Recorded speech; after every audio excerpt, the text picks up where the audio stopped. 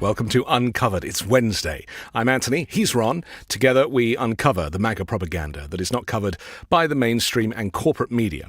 Ron, in our bid to avoid World War III, I thought we should start by discussing Iran.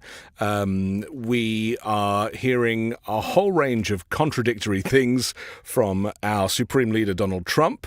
The media doesn't really know which direction to go with it. Europe is confused. The G7 meeting, he left early and they're confused. Keir Starmer, UK Prime Minister, doesn't really know what Trump's plan is.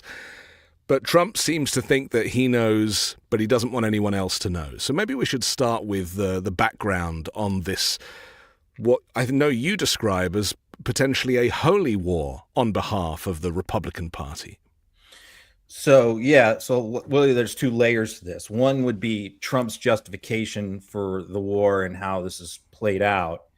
And then the second part is his supporters and how they're coming at this and how they're approaching the whole issue of Israel and the Middle East. So regarding the justification for the war, what we have here is the U.S. intelligence community.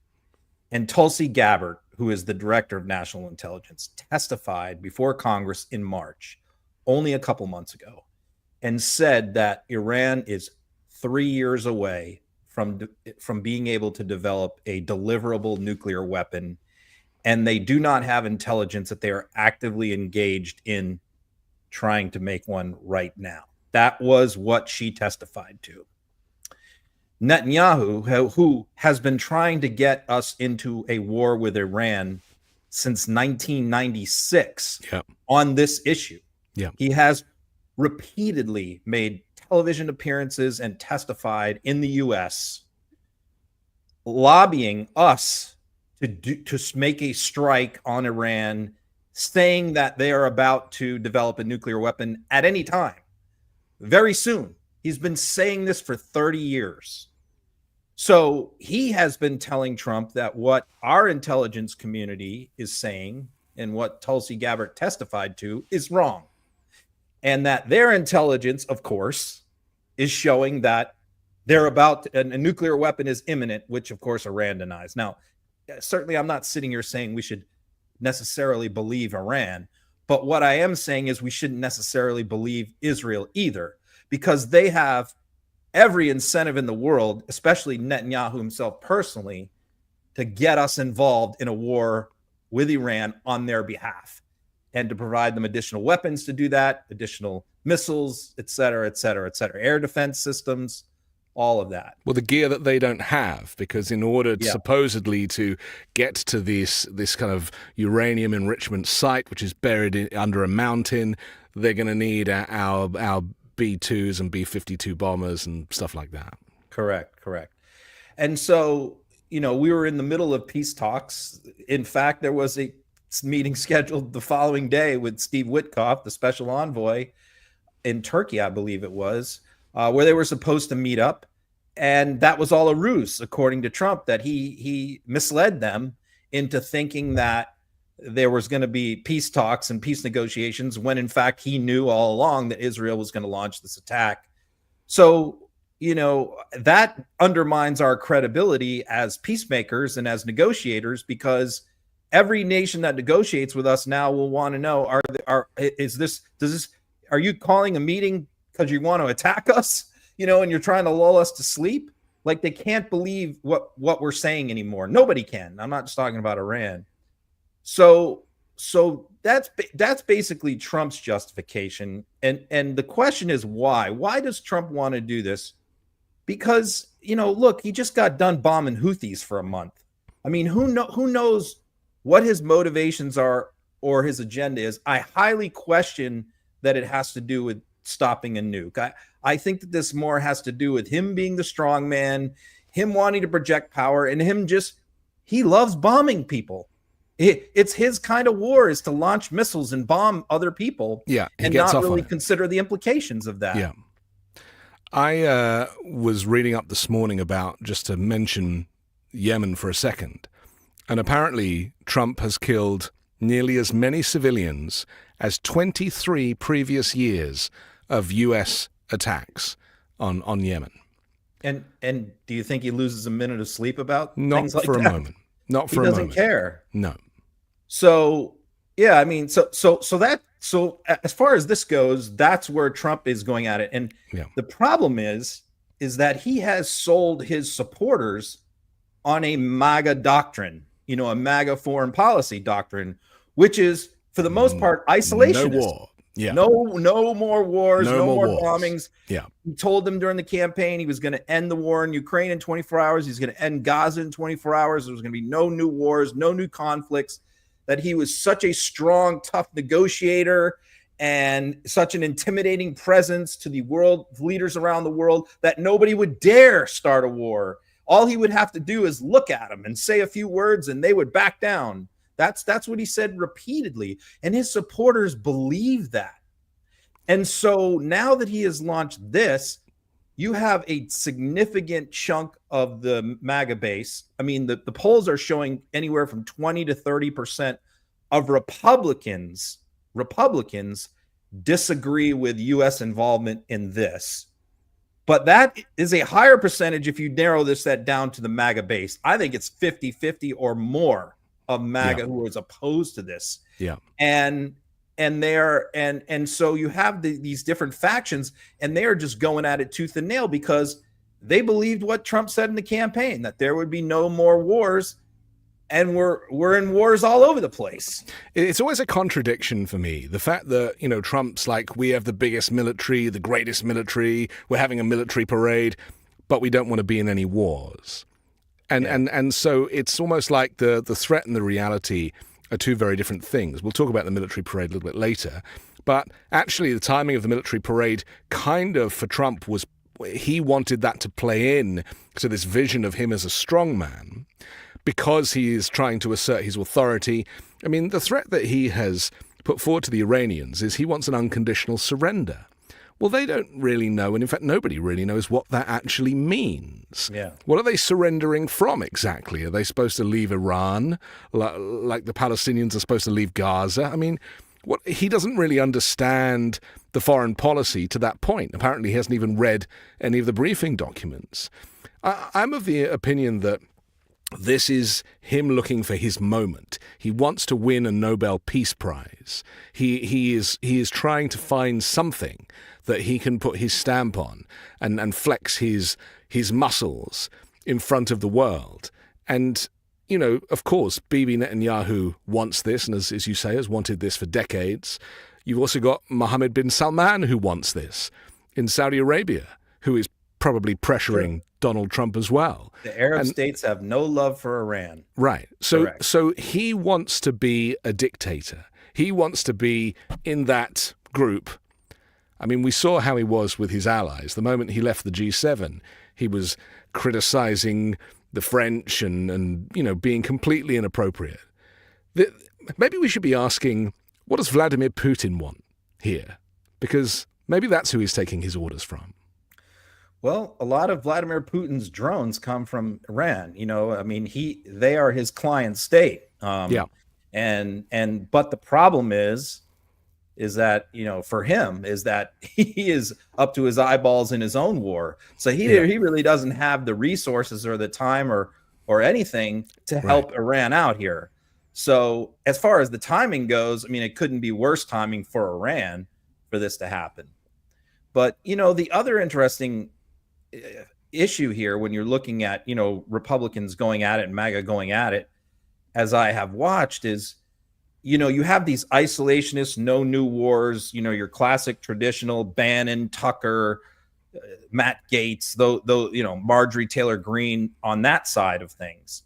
But then on the other side, you have your evangelicals who support Israel for biblical reasons, and you have a lot of the right-wing neocons like Lindsey Graham and Ted Cruz, who Mitch McConnell, who want to bomb everybody all the time. No matter what, No matter what. And then you have, the cultists who are just like, whatever Trump says is right, and he's God, and I'm going to go along with whatever he says because Trump knows best. So you have all these different factions going at it. But the one that's most interesting to me is the religious faction, and that's just because, I've seen these influencers and these pastors and all this stuff talking about Israel for years. in terms of this, and Mike Huckabee, who was our U.S. ambassador to Israel, has been one of the leading proponents of this biblical theory of supporting Israel, which is basically that the Bible says that if the world, the Christian world, doesn't support God's chosen people and Israel, then we will be condemned to hell. That is a biblical prophecy that we must support Israel no matter what. And for them, that and the fact that Jesus is a Jew, who is from Judea, is the reason why they back Israel. It has nothing to do with geopolitics, what's in our national interest. It is biblical.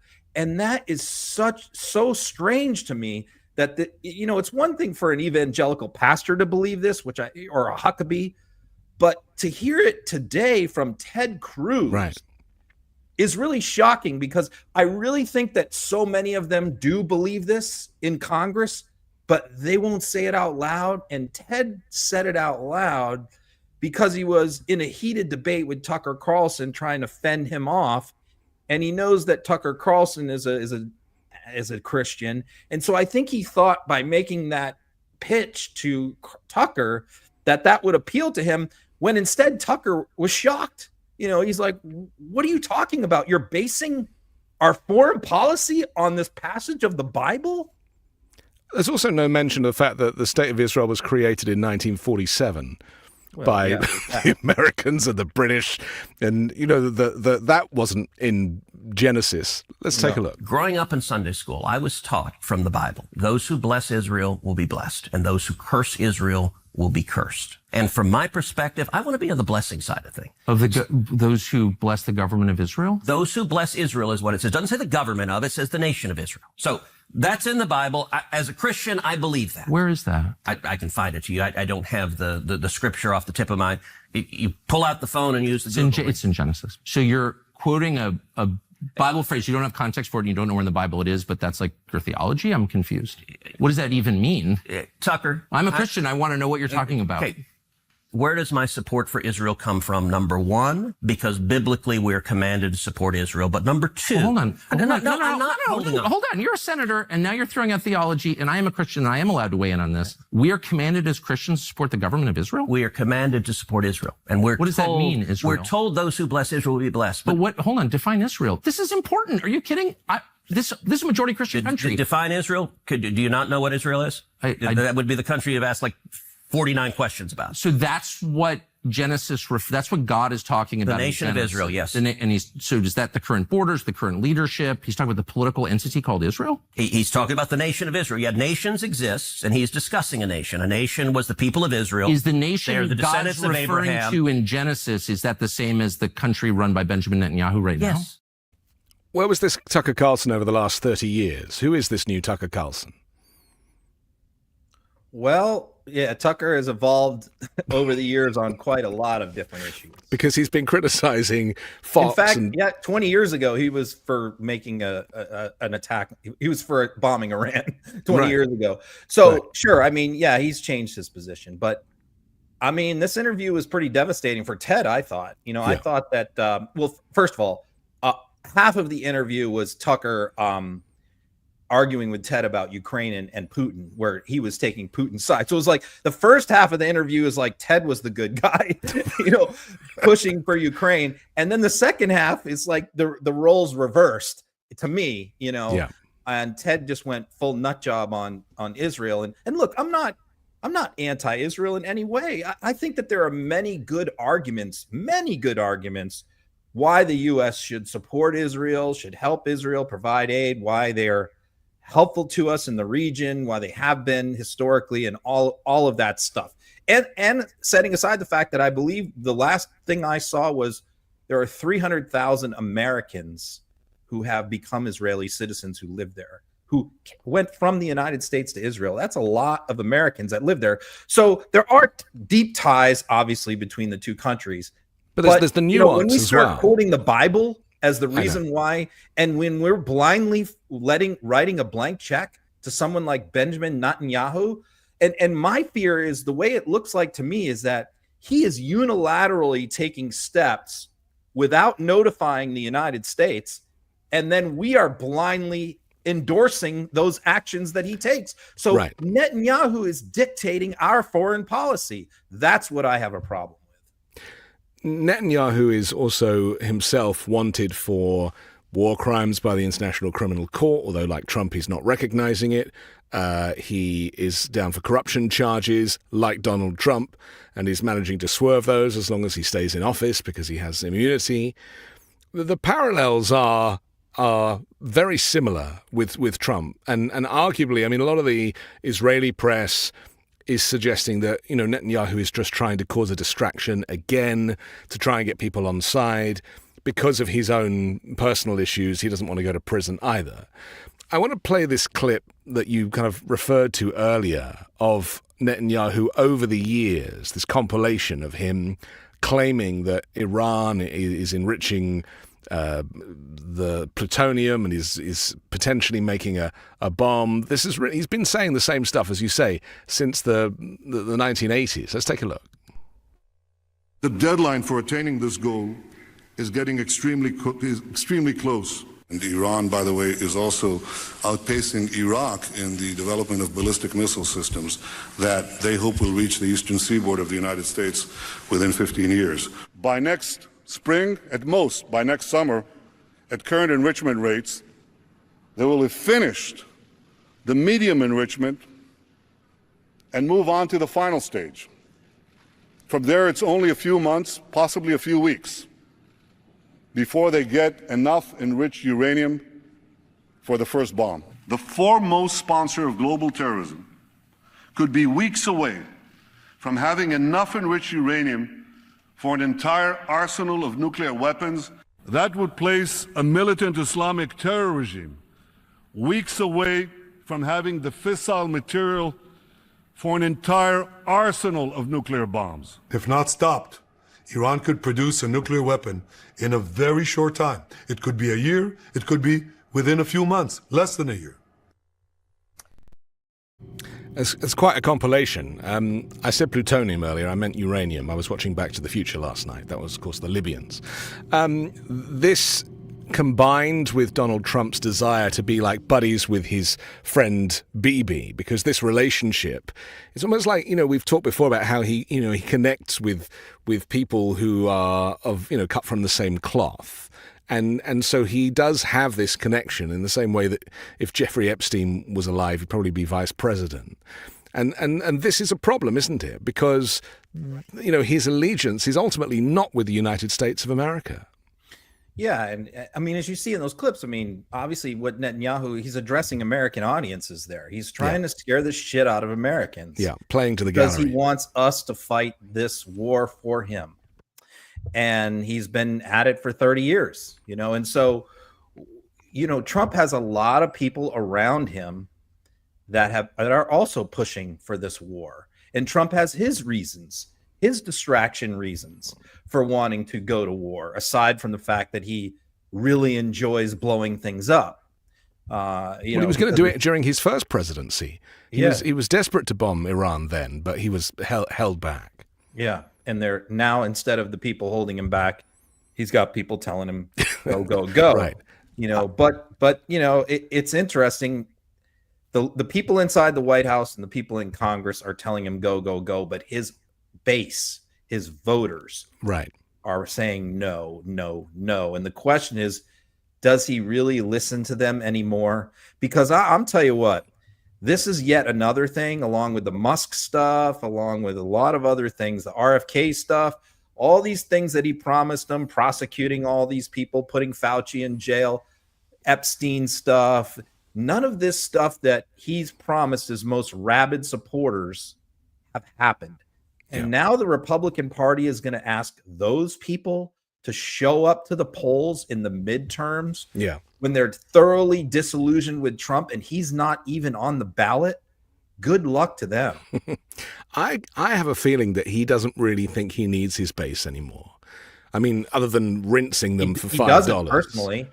Right. His party needs them. His party needs them. he's got to the place where he wanted to be. He's got his immunity from the Supreme Court. He has control of the Congress and the Senate. We should probably mention Congress in a minute, because we should remind our viewers that an act of war requires ratification by Congress. And of course, there's been no mention of Congress being involved at all here, not just for this, but for pretty much anything that Trump is doing, right? This is a good point you make, because there is another faction, and the faction is in Congress, and it is led by, I mean, it's a very small faction of like Rand Paul, Thomas Massie, a handful of others, who are adamantly opposed to any president exercising this kind of authority without going through Congress. I mean, we have something in the Constitution which says that Congress must declare war, right? I mean, and then we also have the War Powers Act, which was passed after Vietnam, which requires the president to go through Congress and follow certain steps before using force. I mean, and Trump here again is just ignoring that. It's ignoring the War Powers Act. Now, he's had some of his neoconservatives running on Fox and everything saying, well, the War Powers Act is unconstitutional. Well, here again, they disagree with a law that's been on the books for decades. So rather than challenge that law, they just are choosing to ignore it. And there's only like 2 or 3 Republicans in Congress who will do anything about that.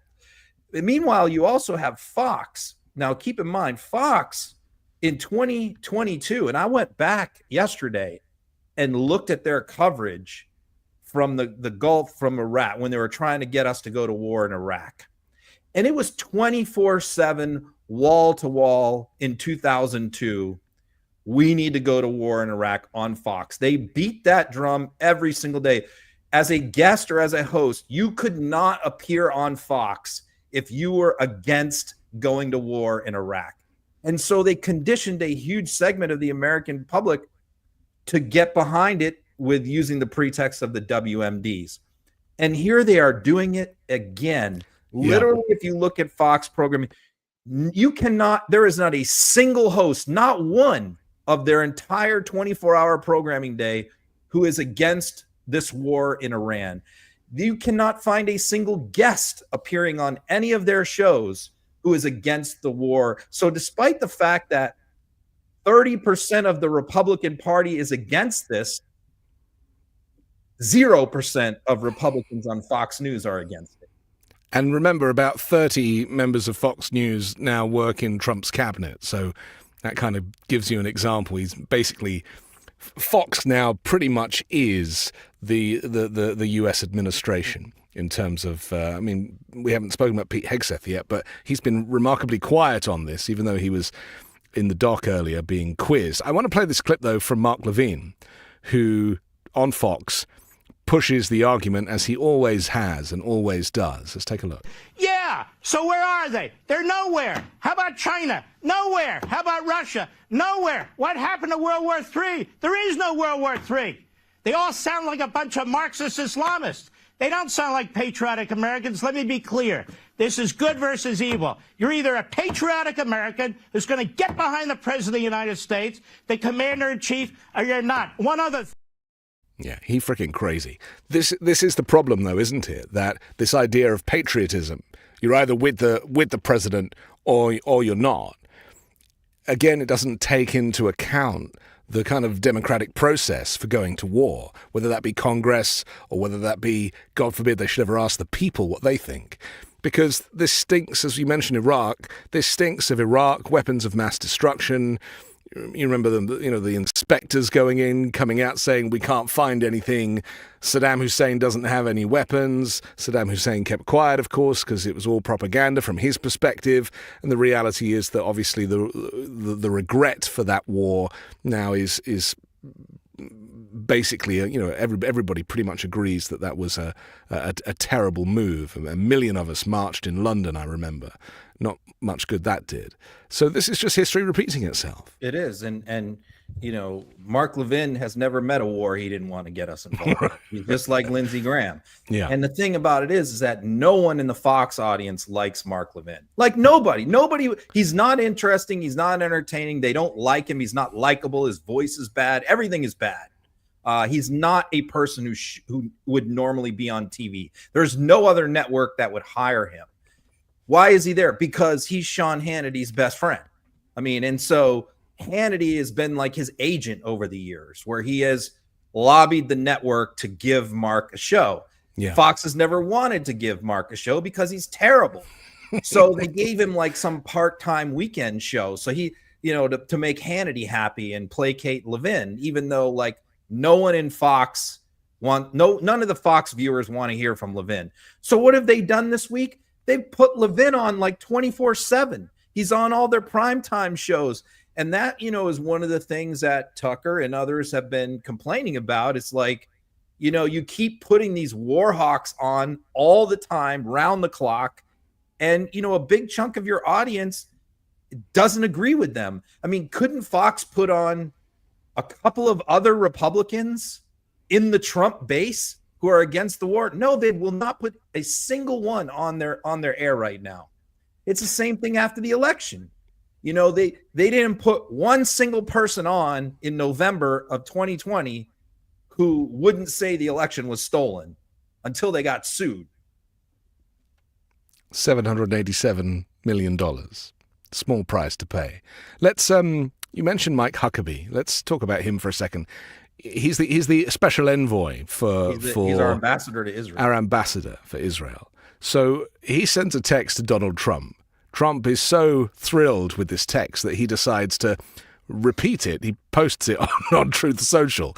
It's pretty small. I'll read it out if I can. Mr. President, God spared you in Butler to be the most consequential president in a century, maybe ever. The decisions on your shoulders I would not want to be made by anyone else. You have many voices speaking to you, sir, but there is only one voice that matters, his voice. I am your appointed servant in this land, and I am available for you, but I do not try to get in your presence often because I trust your instincts. No president in my lifetime has been in a position like yours, not since Truman in 1945. I don't reach out to persuade you, only to encourage you. I believe you will hear from heaven, and that voice is far more important than mine or anyone else's. You sent me to Israel to be your eyes, ears, and voice, and to make sure our flag flies above our embassy.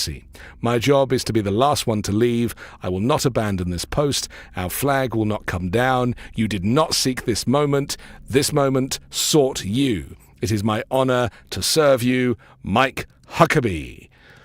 This is the stuff, Ron, of a cult.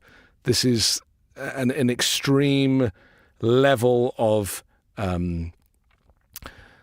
of sycophants, to the point of danger, claiming that the word of the Lord, the voice from up high, is the one that will decide whether or not to bomb the shit out of Iran. That's basically what he's saying. That God wants us to go to war with Iran for Israel. And the strange irony in all of this is, Israel is not Christian, right? I mean, there are Christians in Israel, but the point is, the people, the majority of the people who they want to defend as Christians, they want to defend them because they are Christians. Because America is a Christian country, the way they view. So we must do it because that's what God commands us to do. But Jewish people, like they don't believe that Jesus is the Son of God. They think he was a false prophet. So we're defending them for biblical reasons. Because here's what I think. I believe that if Jesus was Greek, that they wouldn't care about Israel. Yeah. This is the point. They would care about Greece. They would be obsessed with Greece. Right. Literally, the only reason why they care about Israel and want to do whatever Netanyahu says is because Jesus was a Jew. And also they feel that when they die, that they want to go there, like that's where they're going to be. That's their calling. That's the end game for a lot of these people. The Holy Land, the land of Israel. But the problem we have here is that Netanyahu is not Israel. Netanyahu is not really representing the Jews or the people of Israel.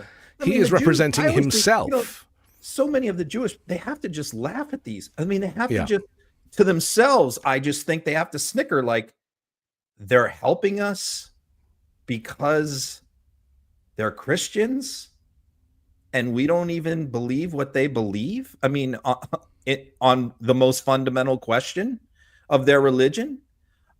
It's just got to be, to me, like if I was like an Orthodox Jew living in Israel, I would say, well, I'm glad you're helping us, but it's kind of bizarre your reason for doing so. And meanwhile, Trump is on these universities for anti-Semitism, which is, a false flag there as well. So it's convenient. The Jewish state is convenient, but ultimately what Netanyahu wants, what Mohammed bin Salman wants, and what Donald Trump clearly wants is to just, bomb the shit out of the Iranians. And the problem is that the retaliation that the Iranians are good at is they can attack. They're very good at brainwashing people in other countries. I think the Brits just foiled a plot of like 22 potential suicide bomb events or something that was going to kick off in England. And they just foiled this plot. They found a bunch of guys in a cafe and got them. But this is how Iran will retaliate. And it will make America less safe. But I don't think Trump realizes that. He or just thinks it's like, do they have any troops? Do they have any missiles that can come far enough? But Iran is smarter than that. And, they train people they play a long game, a bit like the Russians. And so, they have their underground militia in these other nations that they can activate whenever they want. Yeah, this is not Afghanistan. No. Iran is an ancient country who was far advanced of Europe 1,000 years ago. Yeah, this is why unconditional surrender is not something they can do. In mathematics and science and literature, their society was far advanced of Europe in the Middle Ages. And so, this is a country of 80 million people, educated, scientists, all of that. And they have people all over the world who live in foreign countries, including this country. So, yes, I mean, it's one thing. Republicans say, oh, Israel, Iran, they won't be able to attack us. And, well, they're not going to do it in a conventional way. Yeah. They're going to do it with a terrorist. And so, I was even saying the guys last night were saying what they were most worried about in this war happening over there and blah, blah, blah, blah. And, U.S. service people getting killed or whatever. And I said, look, my greatest fear is a domestic terrorist attack in the United States. That is a big one. You know what we haven't mentioned, Ron? We haven't mentioned that there was an Iran nuclear deal that was in place, that was working, that Barack Obama signed, that was preventing the Iranians from enriching uranium, and Trump tore it up. He tore it up because Barack Obama did it, and anything that he can tear up that Obama did, he will. He clearly didn't read it or knew what was involved. The effort that Obama went to get that deal. He said he was going to negotiate a better one. Right. Which never happened. Because he ain't no deal maker. And so this is where we're at now, is that Trump destabilized the region by tearing up the agreement, and now is claiming to want to negotiate. Well, you don't negotiate with terrorists, apparently, that old adage. So this is just a mess of our own making. Yep. I mean, you're right. We certainly set the stage for this. And, we played right into Netanyahu's hand. I mean, this is like his number one wish list. We talk about, what has been Putin's dream for 30 years to break up NATO? What has been Netanyahu's dream for 30 years to have the U.S. join them in a war against Iran? Yeah. And here we are. Donald Trump is helping accomplish both. I don't know. Maybe we should just talk about the G7 for a moment, because it's very much connected. Just to clear the air for a second. And it did look very fresh out there in Alberta, Canada, didn't it? When they were standing on that little podium and those beautiful mountains behind. And I was like, that's the world I want to live in. That beautiful fresh air and mountains and silence. Like, give me that place. Trump didn't want to stick around there for very long. He felt quite uncomfortable there, right? But well, Trump doesn't like anything nature related. Yeah. But Trump doesn't like to collaborate. This is the thing. Too. He doesn't like to do talks. He doesn't like to engage with people. He wants to go in and say, this is what we're going to do. Right. Yeah. And I think a lot of this comes from a deep understanding of his that he is the least smart person in the room. He is painfully insecure about how dumb he is. And he knows that whilst he's got these world leaders in a room, that he's just going to look like an idiot. So the less time he can spend with them, the better. I mean, you saw the scene where he drops the papers with supposedly the agreement with the European Union, as he called it, except it was the United Kingdom, and he was with the UK Prime Minister. I mean, it was embarrassing. He actually looked like a kind of bad grandpa in that moment. He didn't look like a world leader at all. And Keir Starmer kind of picked up these papers. There was nothing even written on them. It just goes to show, like, everything is performative. Everything is for show. And so Trump got the hell out of there with some weird excuse. Well, he went because he has to go, because Right. we're in the G7 and this is like the annual meeting, so he's got to go. Yeah. But he saw the agenda and he wanted no part of it. And a large part of the agenda was Ukraine and other things and trade agreements and no tariffs. And, obviously that's not his agenda. So yes, rather than hash things out or negotiate or cooperate or whatever, that's not Trump's style. Trump is an autocrat. He wants people to just do what he tells them to do. And these people are not going to do that. So he comes up with some lame excuse where he acts like, we're about to bomb Iran. Yeah. Major war is about to break out. So he has to rush back. And meanwhile, literally nothing happened. Nothing happened that night. Yeah. Nothing happened the next day. So I wake up, I'm like, oh, maybe it's coming in the morning. Their time, they're 10 hours ahead. Maybe it's going to happen in the middle of the night. Yeah. No, it didn't happen then either. So literally nothing happened. So he left there for no reason whatsoever. He showed up. He complained that Putin was kicked out of the G8 by Obama and others. He claimed that Justin Trudeau was the one who was behind it when Justin Trudeau was not even the prime minister at that time. Right. So, and then he left. Let's take a look. Putin speaks to me. He doesn't speak to anybody else. He doesn't want to talk because he was very insulted when he got thrown out of the G8. As I would be, as you would be, as anybody would be. He was very insulted. And he was thrown out by Trudeau, who convinced one or two people, along with Obama. He was thrown out, and he's not a happy person about it, I can tell you that. It is remarkable that the President of the United States is basically a messenger boy for the Kremlin.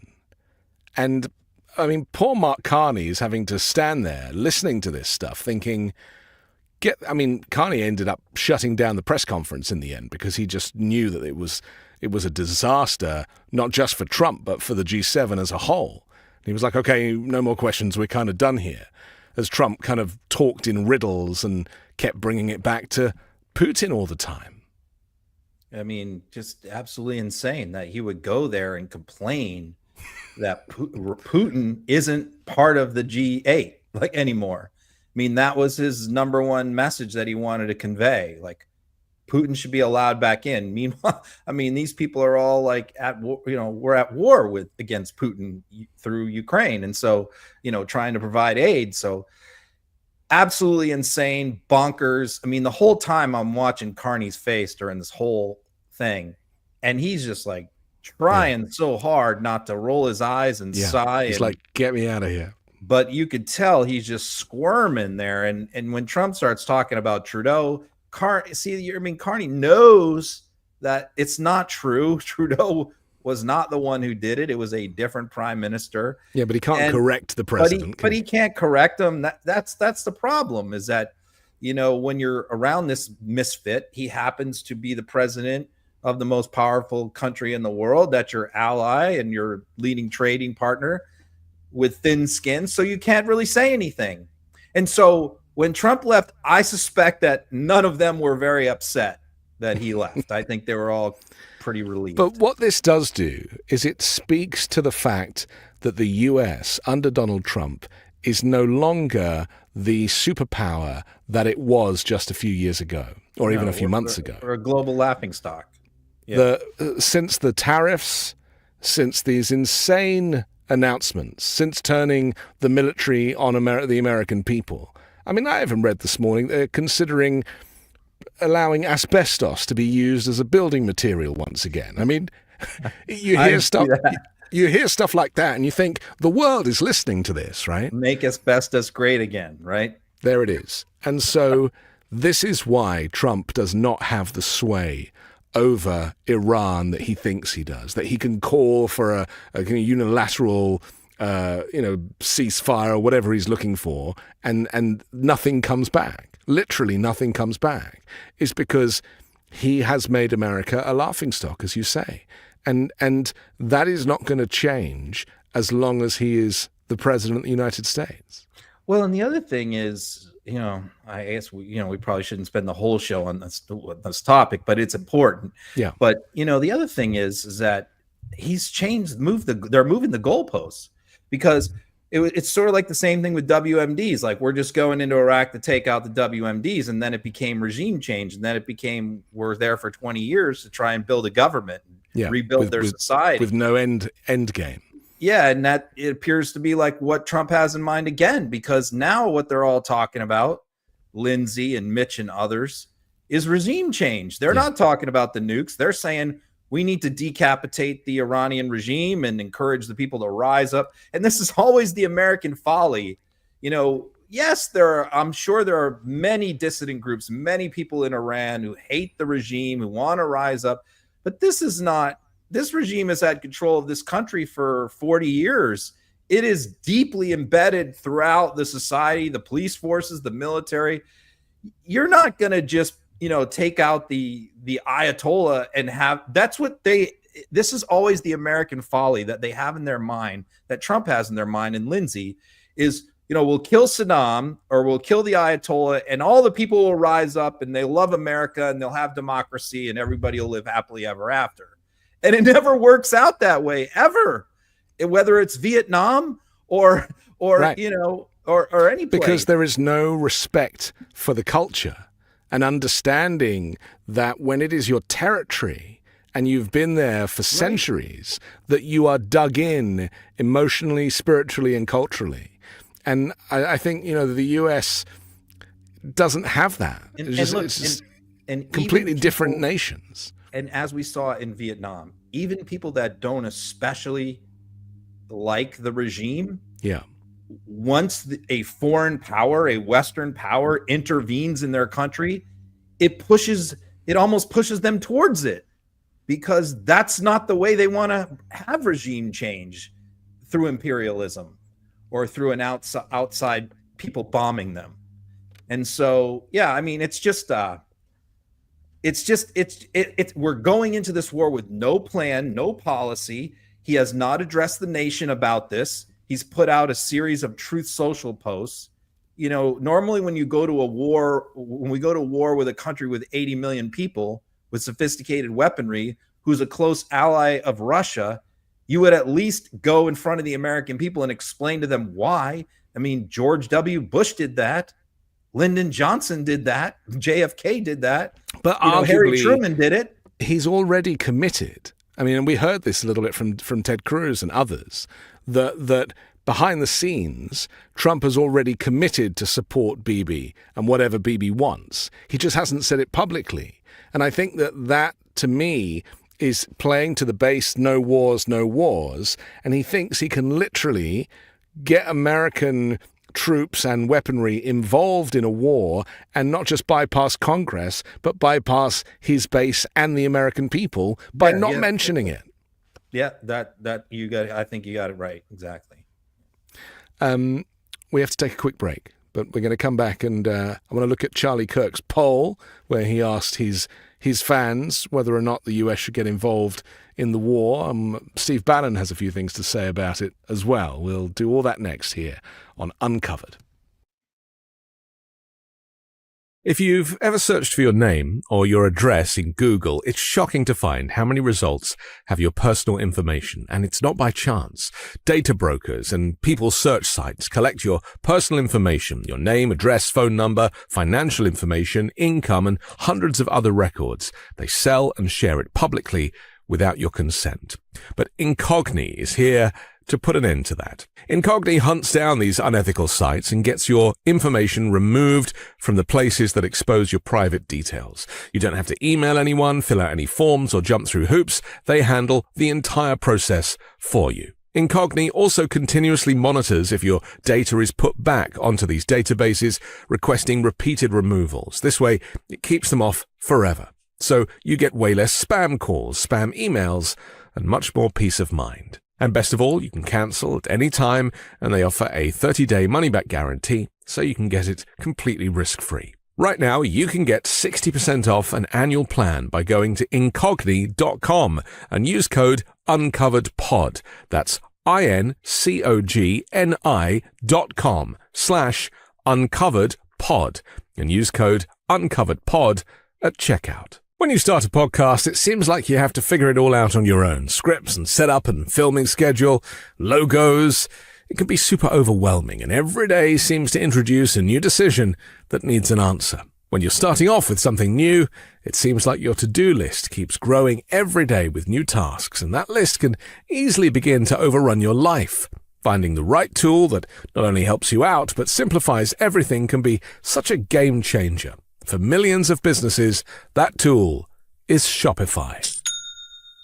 Shopify is the commerce platform behind millions of businesses around the world and 10% of all e-commerce in the US, from household names like Mattel and Gymshark to brands just getting started. Accelerate your content creation. Shopify is packed with helpful AI tools that write podcast descriptions, page headlines, and even enhance your product photography. Get the word out like you have a marketing team behind you.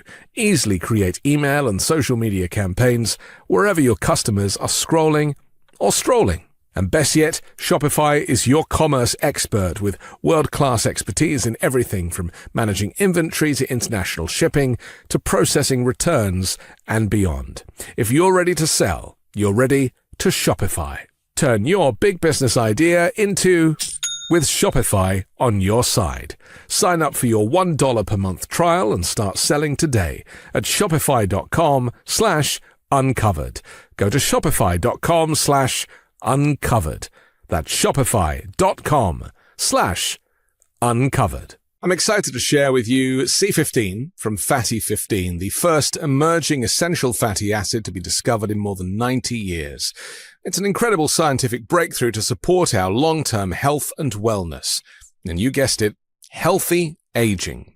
Fatty 15 founder Dr. Stephanie Venn Watson discovered the benefits of C15 while working with the US Navy to continually improve the health and welfare of aging dolphins. Based on over 100 studies, we now know that C15 strengthens our cells and is a key healthy aging nutrient which helps slow biological aging at the cellular level. In fact, when our cells don't have enough C15, they become fragile and age faster. And when our cells age, our bodies age too. This eventually led to studies finding the first new nutritional deficiency in 75 years, called cellular fragility syndrome, caused by a lack of the C15. As many as 1 in 3 people worldwide may have low C15 levels and cellular fragility syndrome. By replenishing our cells with the crucial C15 nutrient, Fatty 15 effectively repairs cells, reverses aging at the cellular level, and restores our long-term health and wellness. Fatty 15 is on a mission to optimize your C15 levels to help support your long-term health and wellness, especially as you age. You can get an additional 15% off their 90-day subscription starter kit by going to fatty15.com/uncovered and using code UNCOVERED at checkout. Welcome back, and links to our supporters are in the description below. So we'll move on from Iran in just a minute. I first want to just talk about the Republicans who are doing the opposite to Mark Levin and are suggesting that this is something that is going to cause a split potentially. I mean, we're looking for ways for this kind of MAGA movement that has control of the House and the Senate and the executive and the courts. We're looking for a way for it to kind of implode, to coin a phrase. And there's potential for this here. Let's look at Charlie Kirk's poll. Should the US get involved in Israel's war against Iran? 10% say yes, but 90%, this is out of nearly 500,000 votes, say no. Do you think that this actually could be helpful to Democrats just politically, that there is a disagreement amongst the MAGA ranks here? Well, it's the same old story with respect to the answer to that, which is, yes, the Republicans are infighting with each other and imploding, and that could cause a lot of dissension and cause them not to show up in the midterms. All of that is true. But where are the Democrats on this? Like, what is the position of the Democrats? The position is they're pretty divided as well, although they're not fighting. They're divided but not really talking. And so, I mean, it's like, what has Schumer said about this? Nothing. He said nothing. Jeffries, nothing. Because look, I mean, the Israel lobby, the AIPAC, they're very powerful in the Democratic Party as well as the Republican Party. Yeah, it's embedded, isn't it? And it's embedded in both parties. The default position is to support Israel, even despite the shouts of genocide in Gaza. Schumer is going to come out against Israel. I mean, that's never going to happen. Yeah, I mean, he agrees with Ted Cruz on this, except for the religious angle. But I mean, him and Lindsey certainly would agree, probably. And then you have, like, you look at the resolution that has been introduced in Congress to compel Trump to come to Congress for authorization to go to war in Iran. Okay, that resolution is introduced by Bernie Sanders and Tim Kaine in the Senate, and Thomas Massey, is Republican, in the House.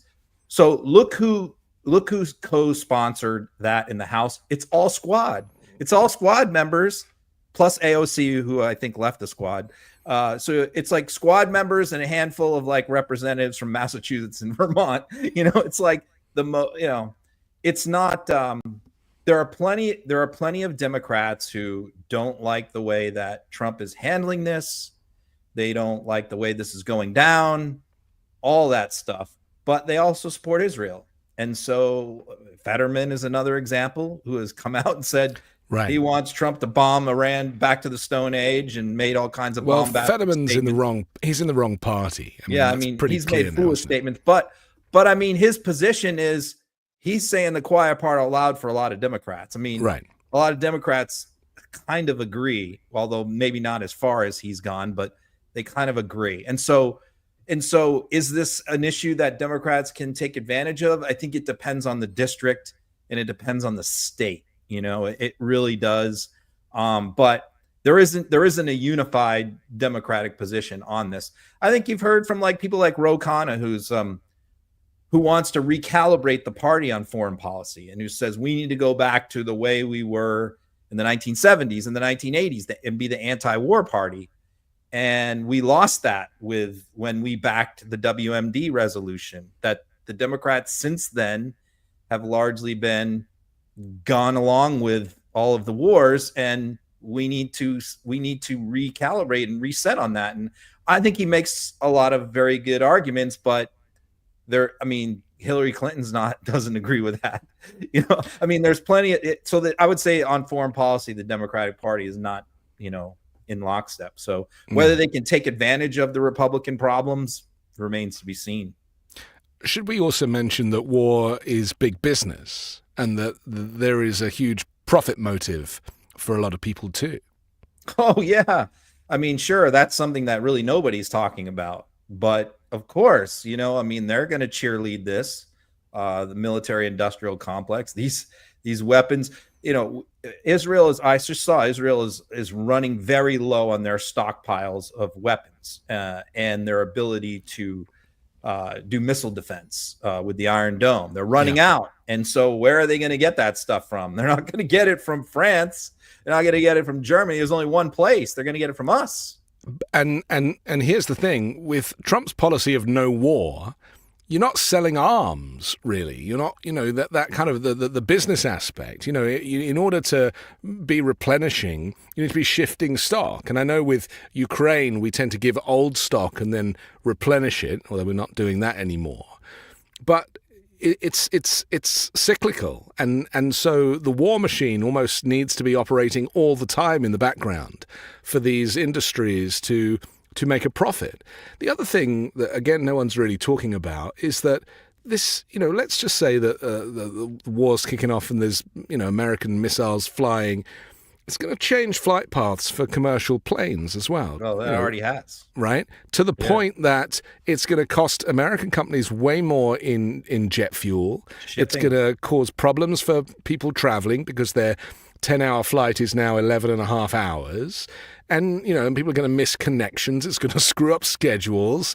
I mean, these are the effects of getting involved in these types of things unnecessarily. All commercial flights have already been rerouted around Iran. They also control the Straits of Hormuz, so they can shut down shipping in the region. Yeah.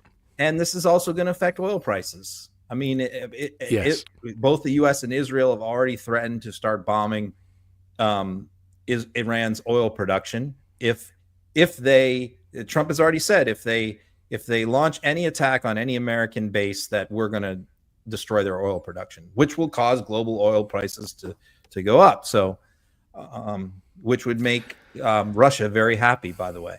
My prediction, my gut feeling is that Trump is going to pull the trigger, and it's going to probably happen tomorrow. Or, I think so. Early hours of Friday. We are going to be directly involved in fighting Iran. Yeah. Not just supporting Israel. No. We will be involved. Yeah.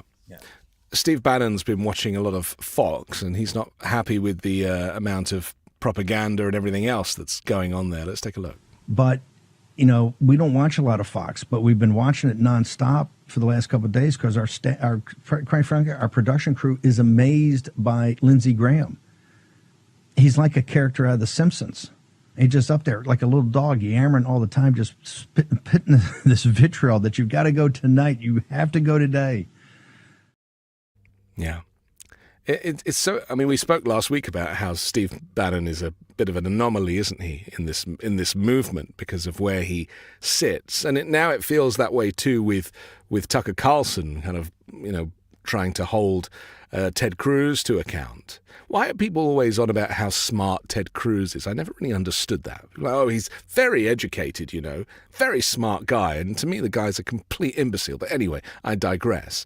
This bashing of Fox, again, is this a sign of implosion, or is this just more of Steve Bannon just, looking for talking points for his podcast? No, I mean, this is saying what they know all along. This is both Bannon and Tucker this week saying the quiet part out loud about Fox, which is it exists as a propaganda organ. It exists to push a particular viewpoint. That's why it's just like so ludicrous when they claim that like the media covered up for Biden's cognitive decline or something, when Fox exists as a propaganda arm to push a particular view, even if it's a view that a big chunk of Republicans disagree with, their own audience disagrees with. They're going to bring them around. They're going to brainwash them. That's what they are there to do. And so when you have people like Tucker, who was one of the main guys who did that for many years, come out and say, yeah, this is what Fox does. The orders come on down high that this is going to be our position, and every host across the board and every guest and every contributor is expected to toe the party line and push that position. Sometimes even Trump has complained about it, because sometimes Rupert Murdoch's position on something like Ukraine is different from his. And so he will complain about that. And so, yeah, but it is funny to see them admit that's really how they operate.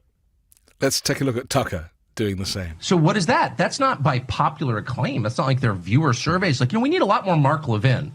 Less Jesse Waters, more Mark Levin. Mark Levin! What they're doing is what they always do. which is just turning up the propaganda hose to full blast and just trying to, knock elderly Fox viewers off their feet and make them submit to a new...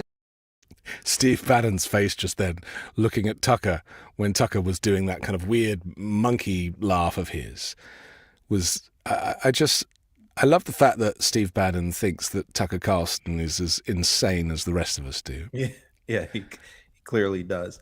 I mean, Bannon's like the conductor of a freak show circus on that show. Right. I mean, for somebody who's watched a lot of it, it's just like he brings in this parade of deplorables, and it's just like half the people Bannon doesn't agree with, doesn't like, thinks that they're weirdos and freaks, but they're entertaining and their audience likes them, like a Lindell. He bring on Lindell, and you could just see the whole time Bannon just sitting there like, man, this guy's full of shit, but he's running pillow commercials on my show, so I got to keep bringing him on. It's the same thing with Tucker. He understands that Tucker has a huge influential base. He knows that Tucker is going to come on and be anti-war and attack a lot of the people that Bannon doesn't like. So he brings him on for that purpose. But then, when Tucker goes full weirdo, Bannon's like, oh man. Yeah. Why do you have to do that? That's part of the deal. When you bring on these weirdos, you get weirdness. It would be remiss of us not to mention the incredible outpouring of protest that we experienced at the weekend with the No Kings protest. I think we should just, for a moment, celebrate everybody that took to the streets and made their banners and peacefully protested. Because at Trump's military parade, they claimed there was 250,000 people. You were lucky if there was 2,000 people. But there was at least 11 million people on the streets of America. Some are saying it's way more than that. And this is the first time really that people power has shown up in such numbers. It's incredible. Yeah, I mean the extent to which Republicans ridiculed it showed the effectiveness of it. Really. Correct. Because if it wasn't effective, they would have ignored it, largely, or just said nothing or very little. But instead, they complain a lot. Oh, this is all white people. It's all women. It's all old people. It's not that big. It's not, it's paid for. It's organized. Soros is behind it. The Chinese are behind it. The lengths to which that they went to try and discredit those protests and those rallies shows you how effective they were, and they are effective, and they're growing. Yeah. I mean, that was probably triple the size of the other one. This one was No Kings. What was the other one? The other one was Musk, right? It was I forget what the name of it was. Yeah, it was the anti-oligarch one. Yeah. But many of the same organizers, and this protest 50-51, wasn't it, that last one? It's growing. It's getting bigger. The more and more people are turning out. This war could spin off another one. And so I think that this is very, very important. It's very important to mobilize Democrats, get them together, not just Democrats, but independents as well, and carry that momentum into the midterms. Yeah, 100%. Unfortunately, in Minnesota, the planning for the protests was marred, and in fact, Tim Walz had to kind of say, look, you can't protest because this guy is on the loose. This is a man who went and shot 2 Democratic lawmakers and effectively executed them in their homes. Turns out he'd gone to other addresses first as well. They eventually apprehended him about, 36 hours later. The protesters still came out, incidentally, in Minnesota. They heard what Tim Walz had to say, but they still took to the streets. Fortunately, nobody else was hurt. But the reaction from not just MAGA, but indeed some kind of leading voices from on the Republican side were pretty horrific and horrendous, considering the seriousness of this attack. Let's talk about Mike Lee, shall we? Yeah. I mean, it's that was his post, because this was part of the conspiracy that this guy was close to Walz, and he spelled his name wrong, by the way. Yeah. so that he was buddies with Walz or an appointee of Walz. See, I was a little surprised that the right-wing propaganda machine, and I'm talking about all of them, Kirk, Alex Jones, the whole crew, Laura Loomer, kicked into overdrive on this one. Yes. Before they knew any facts, because, he targeted 2 lawmakers and their families, yes, who are Democrats. And, it's like, it's pretty obvious what's going on here, that this is a right-winger doing something political. But, because they always kick into overdrive when there's a mass shooting, and they throw out all this propaganda. It could be this, it could be that, it could be that. And I at least I can understand them wanting to create confusion and doubt and get people speculating in the wrong direction. But on this one, I didn't think they would go as much all in so fast, because it was so obvious what this was to everyone. Yeah. But they did. And they went at it with from 2 angles. They had 2 main conspiracies, one of which Lee was just alluding to right there, which is that this guy had been appointed by Walz to an advisory to a board, right? So the way they took this was, he's a Walz appointee, right? So Walz, what is the reality? He was appointed to a very low-level minimum advisory board with a lot of other people by the previous administration to Walz. When it comes up to be renewed, he just signs off on the paperwork to reappoint him. I was on these boards in Florida. The governor does not even know half the people on the list. He never met this guy. He never interviewed with him, and he didn't know him. And it's a bipartisan board with Republicans and Democrats. This guy was a registered Republican. So that was one conspiracy that was debunked. But, at first they were claiming this is a Walz appointee, right?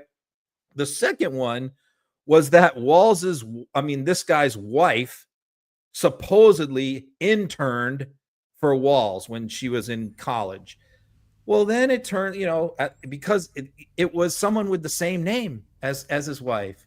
It was not her. It was a different person entirely. This guy's wife is 40 years old, and they have her interning in college for Walz. They're clutching at straws, really, aren't they? On all of this. So it's one thing for a Laura Loomer or one of these Alex Jones to say it. That's one thing. But when you have a United States senator who's a so-called Christian conservative, who is a senior member of the Mormon Church, of all things, whose father was this U.S. Solicitor General under Reagan, whose older brother was a state Supreme Court justice, out there trying to be a conspiracy theorist. That's where things get pretty crazy, that this guy's out there doing it. And he kept doing, he wouldn't stop. And then when he got called out and everything got disproved, he refused to take him down. He refused to delete the posts, until finally Tina Smith, the senator from Minnesota, ran his ass down in the Senate, tracked him down and got in his face. Let's take a look at that. Could you tell us about your conversation with Senator Smith? Do you regret your tweet? Do you stand by the post that you made on X? Have you had a productive conversation about that post? Is that what the senator wanted to speak to you about? What did you think of the meeting you just came from?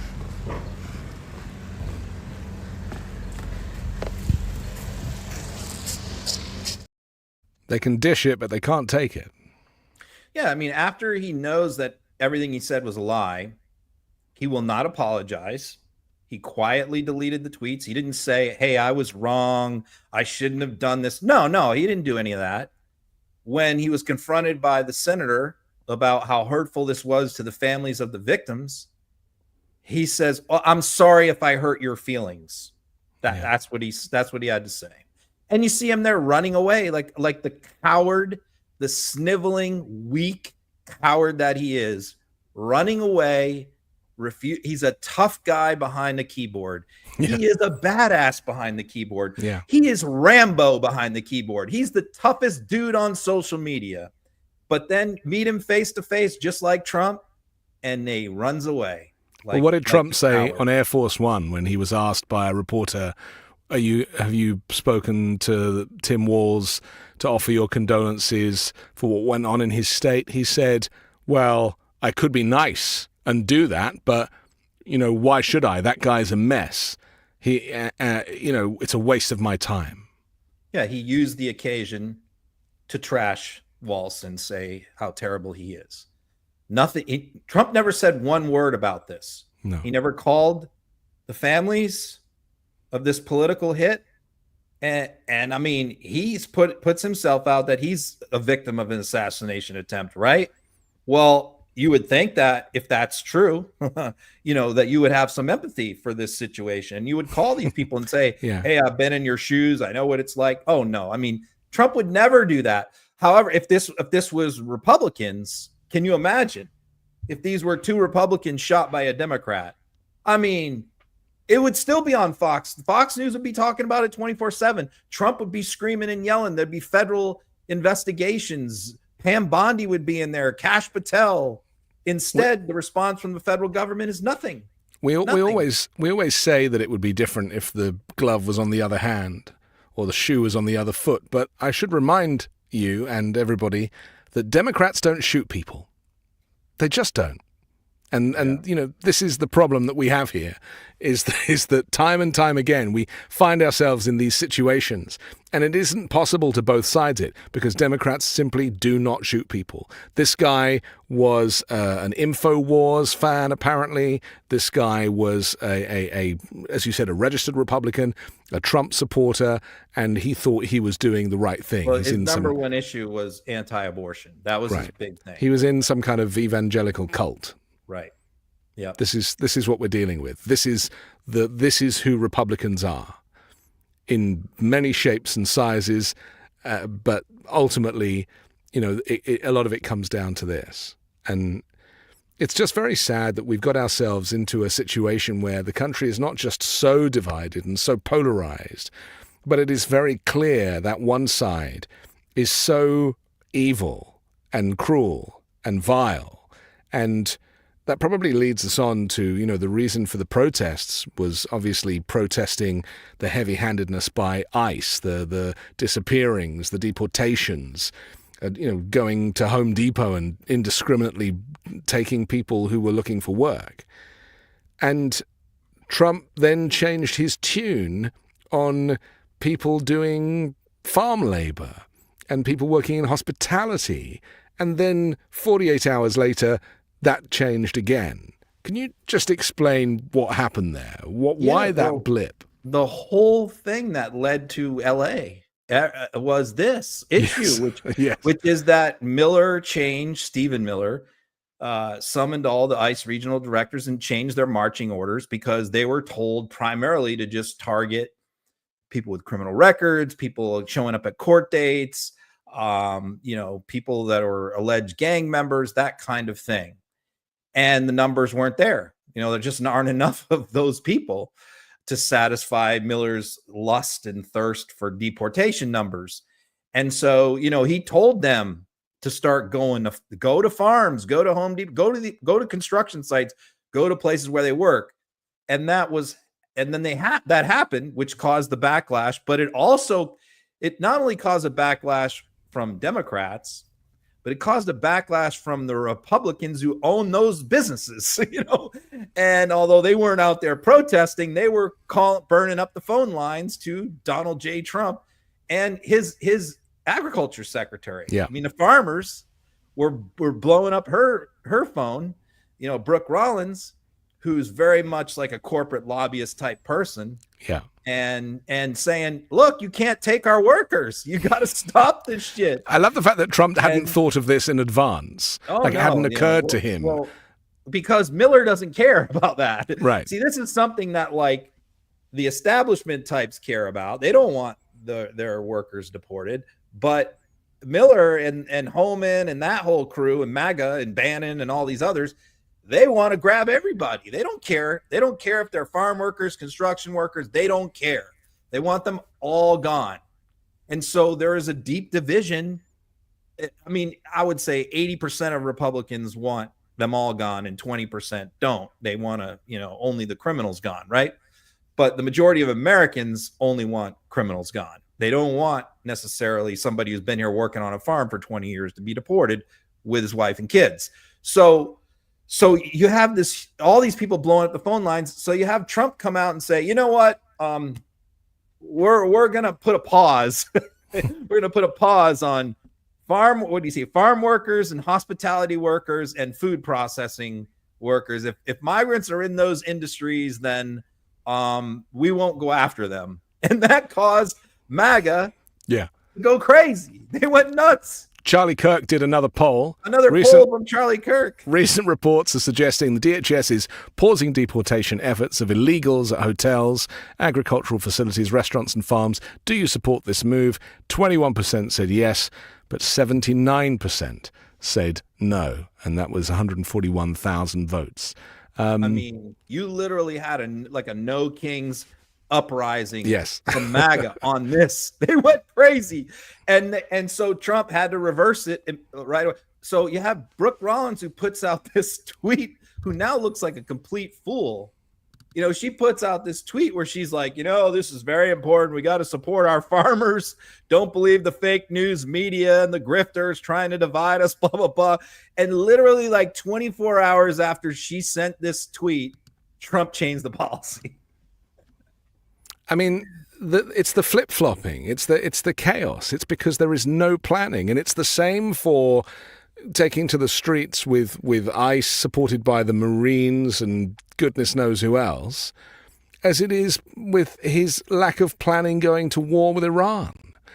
Nothing has any critical thinking. Nothing has any expertise. Nothing has any planning or risk assessing or any of the things that you would do for any of these policies for a country that is as big and formally as powerful as America. So, Mike Collins, who's a congressman from Georgia, put out a tweet about all this stuff a couple days ago. And he said, we got to trust the plan. We got to trust the plan. Got to trust the plan. Yeah. And I said, what's the plan? There is no plan.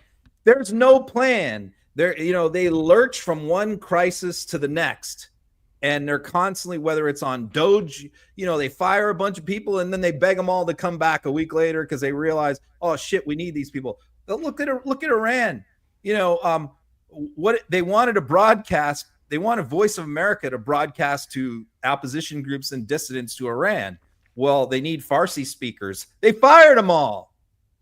Elon Musk fired them all. So they're frantically calling, when this Iran shit goes down, they're frantically calling all their old employees that they used to have who spoke Farsi and begging them to come back to work. But they couldn't get hold of a bunch of them because they got rid of their email addresses, right? So this is the plan that we're supposed to trust. There's no plan.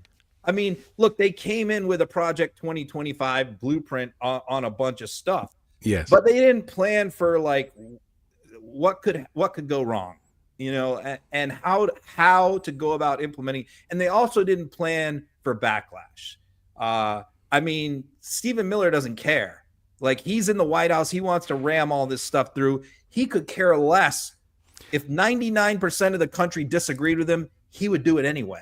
Is it true that Trump and him are kind of falling out? Like, Trump has got like a weird name for him now? Well, I mean, Stephen Miller is sort of now in the Elon Musk seat where he's the number one guy that causes him heartache and consternation. Yeah. And Stephen Miller does a lot of stuff without telling Trump because he is the policy director. He is him and Russ Vought are running the White House. And so they know that Trump is an imbecile. They know that Trump is going senile, losing his mind. And they know that Trump isn't especially interested in policy. And they like that. I mean, I love working for bosses like that in my life. I used to love bosses who let me do whatever I wanted, because that's the position that they're in. And so they're off doing all these things. They're not checking with him. And he finds out about it when a reporter, asks him a question. What about this policy? And Trump's like, what? What do you, we're doing what? And so I think that if there's any, friction, it's Trump getting those kind of questions all the time. Right. And running back to the Oval and calling Miller in and yelling at him, saying, you got to tell me some of this shit before you do it. Now, could part of the problem be that the director of personnel at the White House is somebody who himself has not turned in any paperwork for his background check. He claims to be from Malta, but there's no records of him being born there. This is Sergio Gor, who, to all intents and purposes, could be working for the other team. He could be a Russian spy. We don't know. Here's what we know about this guy. This guy was relatively a nobody, and he hung out at Mar-a-Lago for the last 4 years and ingratiated himself in that orbit. He was a Mar-a-Lago lounge lizard, and he was considered one of the most successful. In other words, a lot of them who hung out there, almost everyone who's hung around Mar-a-Lago over the last 4 years has gotten some kind of an appointment. But a lot of them are very low-level advisory kind of things. But he was one who was very effective. According to all the reporting, what everybody has said is that he was very good at ingratiating himself with a lot of the people in Trump's inner circle. And he just continued to work his way up in the social network that in and around Mar-a-Lago. And he ends up getting appointed to the job that John McEntee had in the last administration, which is a plum job, which is director of White House personnel, the person who hires and fires everybody in the White House. And so this is an incredibly important position. And so he's in charge of vetting all of them. And so he's been focused on vetting them for their Trump loyalty and all of that. And, you know, I have talked to at least one Republican staffer on the Hill who told me that he is hated. He is despised by Republicans in Congress. They hate this guy, and many of the people in the administration hate this guy. And so, but this guy has ingratiated himself to Trump, and he's in charge of vetting all these people. In the meantime, he refuses to fill out the basic paperwork to have his own background check done, to have himself vetted in terms of the forms that say where you have lived throughout your life, where you're born, what your birth name was. We don't even know if this is his real name. It could be Sergei Gorbachev. You know, Sergio Gor, that doesn't sound like a normal name to me from any country. Claims Malta. I mean, Malta, a lot of Turks, a lot of Greeks, a lot of Italians. I don't know, Sergio Gor. You know, I'm suspicious. Yeah. I'm suspicious because, you know, when the New York Post, which is a Rupert Murdoch newspaper, confronted him and said, where were you born? Because we checked with Malta and they're saying you're not from here. They'd have no record of you being from here. He refused to say what country he's from. He refused to tell a Rupert Murdoch newspaper where he was born. And what's his excuse? Why won't you fill out the paperwork? Well, he says, I don't want to give the deep state, you know, bureaucrats any information about me that they can use against me. Something is very wrong here. And, you know, the fact that like not one member of the media has ever asked Caroline Leavitt or Donald Trump about Sergio Gor and why he hasn't submitted his background paperwork is outrageous because he has one of the most powerful positions in the government. I mean, let's be honest, there's a good number of people working there who Trump has obviously bypassed the traditional, because that's what they do, right? If the security services can't vet them, the president steps in and goes, oh, they're fine. Jared Kushner, he's fine. That is what's happened here. Right. Yeah. We have to finish in a second, but there's one very big story that we have not covered. Can you work out what it is yet? I'll give you a clue. Trump phones. Trump Mobile. Yeah, this is It never ends. I mean, this is remarkable, really. It's very hard to talk about this with a straight face, but Donald Trump Jr. and Eric Trump have been given the job of launching Trump Mobile, which is a handset that is gold, that is made in China, clearly. They've said it will at some point be made in the USA, but currently, so this is a cheap phone, clearly. And they decided that the number 47 is a good number, so let's make it $47 a month.